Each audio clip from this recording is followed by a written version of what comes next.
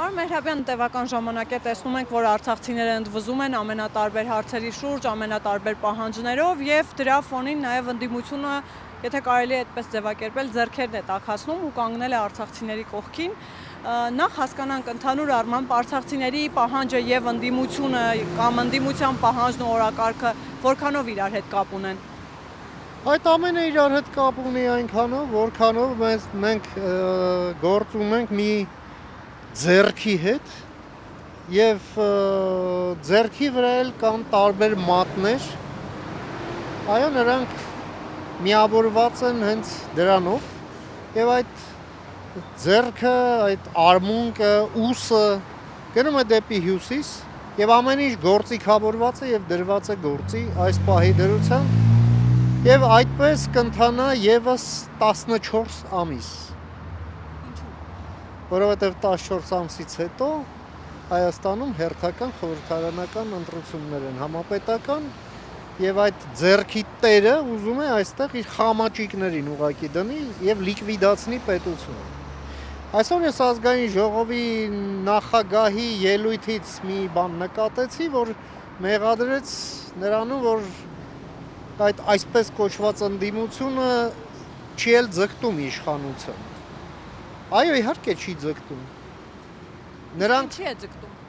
Նրանք չեն ձգտում, որ իրենք լինեն իշխանություն։ Նրանք ձգտում են, որ իշխանություն լինեն այստեղ ռուսները, իսկ իրենք այդ իշխանության հովանու ներքո, ասենք, աշխատեն բուֆետչիկ, ասենք, յալանչի, նման բնույթի գործերով զբաղվեն, հանգիստ ապրեն։ Ու մեկ էլ անբռնազբոս ու անպատասխանատու դուրս տան, ոնց որ դուրս են տվել տասնամյակներ շարունակ։ Ծովից ծով, չգիտեմ, եւ այլ։ Ուղեղներն անջատած կարմիր դրոշներ թափ տան։ Հիմար ճառեր խոսեն։ Այսինքն այդ մարդիկ ընդհանրապես նախ իշխանության ձգտելու համար պետք է գոնե նվազագույն բազային պետական մտածողություն ունենալ։ Այո, այդ իմաստով ճիշտ է։ Նրանք չունեն դա եւ այո իրենց իշխանության իրենք չեն ձգտում, որովհետեւ իրենք ինչ իշխանություն, իրենք ասում են ուզում են որ այստեղ գան ռուսները, իրենք այդ իշխանությանը կից բուֆետում աշխատեն բուֆետչիկ։ Մի քիչ էլ ասենք որ կգողանան, բան կանեն, մատները կլպստեն, դրա համար էլ վրաները չեն խոսա։ Սա է իրենց այն վարդագույն երազանք։ Պարոն Մեհրաբյան, այսինքն ստացվում է ընդդիմության օրակարգը, ինչպես դուք նշեցիք նաև, միութենական պետության այսպես կազմ վերադառնալն է։ Դրանք արդեն բաց տեքստով են խոսում, իսկ խոսացողներին էլ բաց ծափ են տալիս, բերաններն էլ բացում են ուրախությունից գլխից լայն։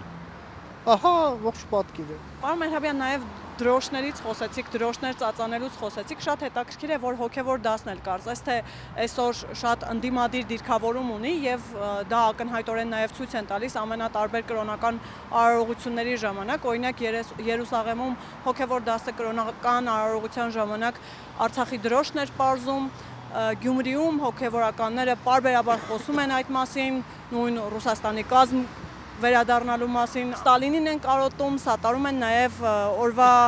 իշխանությանը, քաղաքապետին, այսպես ասած, այնտեղի Վարդան Ղուկասյանին եւ իր մոտեցումները, իսկ իր մոտեցումները կապված են Ռուսաստանի հետ։ Այս ամբողջը ինչի մասին է խոսում, որ հոգևոր դասը եւս ընդդիմության հետ նույն օրակարգն ունի։ Ես համաձայն չեմ այդ ընդհանրական գնահատականի հետ, բայց բացարձակապես ակնհայտ է, որ հոգևոր դասի մի նշանակալի սեգմենտ, այո, այդպիսին է։ Ուղղակի այդ ամենը մակերեսին է եւ չտեսնելը եւ իրենց անունով չկոչելը դա անբարոյականություն է։ Այո, այդ մարդիկ ֆորմալ առումով հոգևորական են, հայ առաքելական եկեղեցու, բայց այդ երեք բառակապակցության մեջ երեքն էլ սուտ է իրենց պարագայում։ Թե հայը, թե առաքելականը, թե եկեղեցին։ Այդ մարդիկ են ռուս մեռելապաշտ եւ հակաքրիստոնեական դարձած այդ աղանդի ֆիլիալի են վերածվել Հայաստանում եւ այո տանում են ռուսական այդ ֆաշիստական կայսրության շահերը առաջ են տանում Հայաստանում եւ ծառայում են դրա գործիք, որպես այնպես ինչպես մնացած այդ խմբակները մենք խոսում ենք մեկ ձեռքի տարբեր մատների մասին։ Եվ նաեւ նշում ենք, որ այո, նրանք միավորված են մեկ տեքստի եւ մեկ նպատակի շուրջ։ Որն է այդ մեկ տեքստը եւ մեկ նպատակը։ Լիկվիդացնել Հայաստանի Հանրապետությունը որպես անկախ պետություն, Հայաստանը վերածել ռուսական տարածքի։ Միայն զուտ աշխարհագրական տարածք։ Ռուսական կայսրության քաղաքականությունը Հայաստանն առանց հայերի չի փոխվել։ Եվ հենց այդ քաղաքականությունը իրականություն դարձավ Լեռնային Ղարաբաղում։ Հոգևորականների մի դաս, ինչպես դուք նշեցիք, եւս լծված է այդ գործի։ Փաստորեն։ Նայեք, հետևեք մարդկանց ճառերին, տեքստերին եւ հետևեք ով ինչի համար է ծափ տալիս եւ ում բերանը ինչի համար է բացվում։ Ինչ հայտարարության բերումով է բացվում, ինչից է հրճվում, ինչին է ընդդիմանում, ինչից է ընդվզում եւ այլ եւ դա ամենը բոլոր հարցերի պատասխանները ուղղակի սենց էկրանի վրա է։ Պարոն Մեհրաբյան, նաև շատ հետաքրքիր է, որ ընդդիմության որոշ շրջանակների մոտ դժգոհություն է առաջացրել խաղաղության գործընթացը ու նաև Ադրբեջանի հետ խաղաղության գնալը։ Նախ այս համատեքստում այս գործողությունները արդյոք կարող են, այսպես ասած, խանգարել հայ-ադրբեջանական խաղաղության process-ին եւ ինչու է ընդդիմությունը դժգոհում, որ օրվա իշխանությունը ուզում է գնալ խաղաղության Ադրբեջանի հետ։ Ինչու պետք չէ խաղաղություն իրենց, այսինքն իրենք դեմ են խաղաղությանը։ Այո, իրենք դեմ են խաղաղությանը, որովհետև խաղաղությունը վերջակետ, պատմական վերջակետ կդնի իրենց գոյության վրա։ Շատ պարզ։ Եվ իրենց պետք չի խաղաղություն, որովհետև Հայաստանի խոցելիությունն է այն պարարտ հողը, որի վրա այդ ողջ մոլախոտն աճում է։ Հետևաբար նրանք իրենց, այսպես ասենք, կենսունակության խնդիր են լուծում։ Դրանով իսկ խնդիրը դա չի, խնդիրն այն է, որ նրանք դա ուզում են անել մեր հաշվին, մեր գոյության հաշվին, մեր պետության գոյության հաշվին, մեր հաջորդ սերունդների ապագայի հաշվին, հեռանկարի հաշվին, նրանք պարազիտներ են ուղղակի, ընդհանրապես։ Եվ պարոն Մեհրաբյան, քանի որ ընդհանուր առմամբ տեսանք, թե ինչ կատարվեց Գյումրիում, ընդդիմադիր ուժերը, այսպես ասած, միասնական թևով նշում են իրենց հաղթանակը Գյումրիում եւ ասում են, որ դա քաղաքացիական պայմանագրի առաջին պարտությունն էր եւ որը տարածվելու է նաեւ 2026 թվականի ընտրություններին։ Ինչ սպասել 14 ամիս հետո, ինչպես դուք նշեցիք, եւ նաեւ այս 14 ամիսների ընթացքում արդյոք նույն սցենարը նաեւ հնարավոր է այստեղ։ Նորից ենք գալիս այդ ալեգորիային, հա, որ մենք տեսանք, նրանք այսպես բաց ափով, հա, այդ ձեռքի մատերը բացած եկան մտան ընտրապայքար, որից հետո այդ մատները հավաքվեցին բռունցքի մեջ եւ արդյունքում ստացանք այն ինչ ստացանք։ Այսօր նաեւ քաղաքացիական խմբակցության ղեկավար Հայկ Կոնջորյանն էր ելույթ ունենում եւ փորձեց նույն հարթության վրա դնել այս 5-րդ Շարասյան այս հակապետական գործունեությունը եւ նաեւ քննադատությունները ուղղված իրենց թե ինչու այդ ամենի դեմը չեն առնում, հա? Եվ դրանով իսկ նույն հարթության վրա ներկայացնելով իրենց այս պահի դիրքորոշումը որպես այսպես հավասարակշռված։ Դա կարծում եմ եւ ասելով նաեւ որ իրենք առաջնորդվում են սկզբունքով։ Դա կարծում եմ սխալ դիրքորոշում է եւ սկզբունք շատ լավ, բայց այդ սկզբունքներին մեկ սկզբունք պետք է նաեւ ավելացնել, Հայաստանում չի կարող լեգալ լինել գործունեություն ուղղված մեր անկախությանը ընդդեմ, հա, մեր սուվերենությանը ընդդեմ, մեր ժողովրդավարությանը ընդդեմ եւ դա լինի լեգալ եւ դա լինի կեղտոտ փողերով, ինչի մասին հենց քաղաքական մեծամասնության մի այլ ներկայացուցիչ Վահագն Ալեքսանյանը բաց տեքստով ասում։ Այդ թվում նաեւ նարկո բիզնեսի փողեր, օրինակ։ Հետևաբար այս ամենի դեմ պետությունն իր ֆունկցիաները պետք է կատարի որպես սկզբունք, այո, որպես սկզբունք։ Ուղղակի ձեր սկզբունքների ցանկը աչքից մի քիչ թերի է, այն ունի համալրման կարիք եւ այո, այդ սկզբունքները պետք է գործեն հավասար բոլորի հետ կապված։ Խոսքը վերաբերվում է ժողովրդավարությունը պաշտպանելու, ժողովրդավարական մեխանիզմներ ձևավորելու եւ գործարկելու մասին։ Վերադառնալով 2026 թվականի ընտրություններին խորհրդարանական Արցախի հարցը կրկին շահարկվելու է, ինչ եք կարծում, եւ նաեւ արցախցիներին այս ճանապարհին արդյոք կարող են օգտագործել եւ ինչպես։ Իրանք ամեն ինչ կանեն, որ կարողանան օգտագործեն ցանկացած ձևով, որ ձևով իրենց հասու կլինի, ընդ որում այստեղ իրանք բարձր միջոցների մեջ որևէ խտրականություն չեն դնելու։ Կստացվի թե ոչ, դա կախված է նախ արցախցիների գիտակցությունից, շատ արդյոք նրանք չեն հասկանա, որ իրենց օգտագործում են ուղղակի որպես այսպես ծախսվող նյութ, հա? Ռուսերեն ասած расходный материал, որի արդյունքը պիտի լինի ինչ-որ մի բան, որը իրենց համար չի, ոչ մի դեպքում, եւ վնաս է բոլորին։ Դա մեկ, երկրորդը ինչից է կախված, նաեւ այն, որ այո, արցախցիներն ունեն բազմաթիվ չլուծված սոցիալական խնդիրներ, որի վրա այդ պետության լիկվիդացմանը սպասարկող տարրերը դրա վրա պարազիտանում են, այո, նաեւ այսօր կառավարությունը պետք է այդ խնդիրները կամ լուծի կամ լուծման հեռանկար ապահովի, մենք խոսել ենք դրա մասին, թե ինչպես, բայց արցախցիներն էլ նաեւ պետք է հասկանան, որ այդ ամենը աշխատացնելու համար նախ եւ առաջ իրենք պետք է Հայաստանի Հանրապետության քաղաքացիություն ընդունեն։ Մեկ ու եւ երկրորդը, նախկին ղեկավարության այդ աղբը, որը կա այնտեղ, ընդհանրապես պետք է հեռու մնա այս խնդիրներից։ Այդ Շահրամանովներ եւ այլ Զորի Բալայանով ապականված ուղեղով տարրեր հակա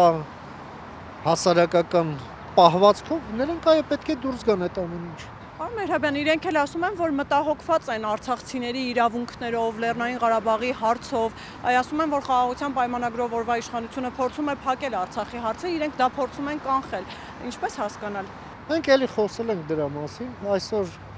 կառավարության եւ ընդհանրապես մեր պետության բացարձակ առաջնահերթությունն է խաղաղությունն Ադրբեջանի հետ։ Ցանկացած խոսակցություն, որը վտանգի տակ է դնելու այդ խաղաղության գործընթացը Ադրբեջանի հետ, դրանից տուժելու են բոլորս։ Այս բանը ի վերջո հասկանալ պետք է, թե ոչ, թե մենակ ասելով է։ Մենակ ասելով չի։ Այո, խնդիր կա։ Այդ խնդիրը իր լուծումներով այլ տեղ է, ոչ թե տորպեդահարելով այս գործընթացը։ Հայաստանը անդամակցել է Հաագայի միջազգային քրեական դատարանին։ Ոչ մեկ չի խանգարում, որ հենց անհատական հիմունքներով, խմբային հիմունքներով, հասարակական հիմունքներով այդ հայցերը ներկայացվեն շատ կոնկրետ տուժողներ, իրենց հայցերը ներկայացնեն այդտեղ է հարցը։ Հայաստանի Հանրապետությունը դրա վրա նույնիսկ երբ որ Ադրբեջանի հետ պայմանավորվածություն կա, որ միջպետական հայցերն են հետ վերցնում, անհատական հայցերի վրա դա չի տարածվում եւ չի կարող տարածվել։ Այստեղ է լուծման բանալին այդ բոլոր հարցերի մեկ։ Եվ երկրորդը դա չի նշանակում, որ չպետք է ստանալ Հայաստանի Հանրապետության լիիրավ քաղաքացիություն եւ չինտեգրվել Հայաստանի Հանրապետության հասարակության։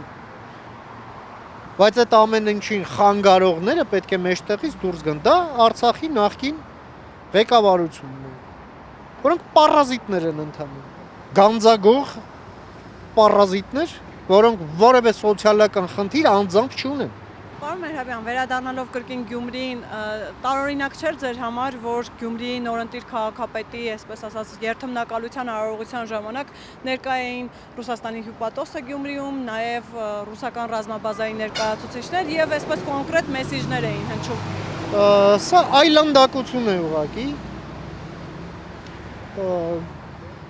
Այն, որ Ռուսաստանն ուղղակիորեն միջամտում է եւ միջամտելու է այս ընտրական գործընթացին հենց Գյումրի քաղաքում, դրա մասին գոնե ես բազմիցս եմ ասել, Եդինայա Ռոսիա եւ այլ եւ այլ։ Այդ 102-րդ ռազմաբազայի հարցը պետությունը պետք է դնի, մեզ այդ բազան պետք չի, այդ բազան մի ռումբ է, որի վրա մենք նստած ենք։ Ինչ հյուպատոսություն Գյումրի։ Հիմա էլ էտել քիչ է, մի հատ էլ հյուպատոսություն կապանում են ուզում։ Դրանք ռուսական հետախուզության որջերն են բոլոր առումներով։ Անկախ նրանից այնտեղ ինչ ցուցանակ է, այսօր Ռուսաստանում ինչ էլ լինի, դրանք ֆաշիստական որջեր են հետախուզության, որոնք խափանարար գործունեություն են ծավալում Հայաստանում։ Անկախ նրանից դա Ռոսատրուդնիչեստվոյա, ՌԺԴ-ը, թե ինչ է, թե Ռուսաստանի դեսպանությունն է, թե հյուպատոսությունն է, թե ինչ է։ Այս ամենը պետք է դրվի շատ խիստ հսկողության տակ։ Եվ երկրորդը դուք ինչ գործ ունեք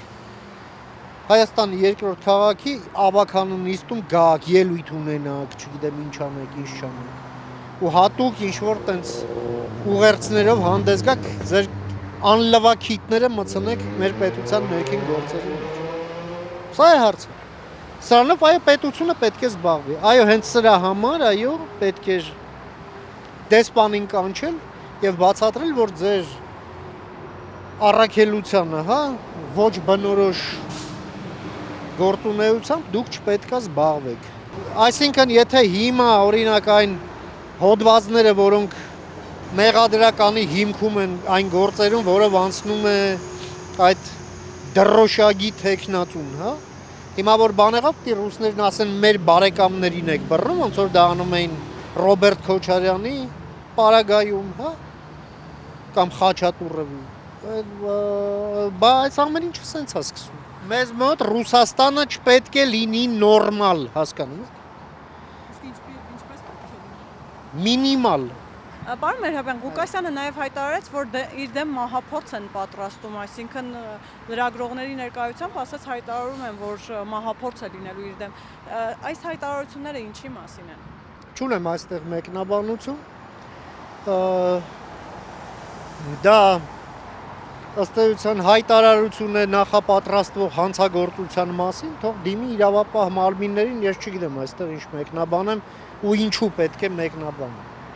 Եվ Շիրակի թեմի առաջնորդը Աջապահյանը ասաց, որ թեև Ղուկասյանի հետ ունեցած իր տարաձայնությունների, իրենք հանուն Գյումրիի, իրենց միավորել է Գյումրիի սերը եւ հանուն Գյումրիի միավորվել են։ Օրհնեց Ղուկասյանին եւ նաեւ հիշեց ստալինյան բռնապետության տարիները, իր Ստալինի մեթոդները։ Ընդհանուր առմամբ Գյումրիում տեղի ունեցող ու նաեւ հոգեվորականների ներգրավվածությունը ինչպես կմեկնաբանեք։ Սկսեք վերջից, թե ինչն է նրանց միավորում։ Այ հենց այդտեղից էլ սկսեք, այ հենց դա էլ միավորում է, մնացածը ծխածածկույթ է իրական փորացավերը փողարկելու համար։ Այո, այս մարդիկ սովոր են ռենտայի ձևով օգտվելու լափամանից, հիմա դա փակվել է, իրենց պետք է մի նոր լափաման, որը նրանց կապահովի Ռուսաստանը իրենց սիրելի, այդ թվում նաև ստալինյան մեթոդներով, ես ուզում եմ զգուշացնել, որ նրանք պատրաստ չեն որևէ բան եւ որևէ մեկի խնայելու հանում իրենց լափամանը։ Սա լավ հիշեք։ Ստալին ուզողը իր համար չի ուզում, ձեր համար է ուզում։ Հասկանալի է, եթե ինքը ուզում է Ստալին, դա նշանակում է Ստալինի կլյուչնիկը ինքը պետք է լինի, ինքը կլյուչնիկն է լինելու։ Սա է ամբողջ հարցը։ Այո, կլյուչնիկը կարող է լինել կրիմինալ, կարող է լինել հոգևորական, կարող է լինել իբր քաղաքական գործիչ, բայց կլյուչնիկ։ Այո, նրանք դա են ուզում եւ դառնալու են դա, եթե նրանց դա թույլ տրվի։ Նրանց դա պետք է թույլ չտրվի։ Ինչպես պետք է թույլ չտրվի։ Օրենքով։ Եվրոպական փորձը կա, թե ինչպես թույլ չեն տալիս նման դեպքերում։ Կա Ռումինիայի օրենսդրական փորձը, Մոլդովայի օրենսդրական փորձը, Ֆրանսիայի օրենսդրական փորձը, որը միայն օրենսդրական չէ, այլև իրավակիրառական փորձ է։ Մարդ ուղարկեք փորձի փոխանակման, եթե ձևն էլ չգիտեք։ Իրավաբաններին ուղարկեք ընդեղ։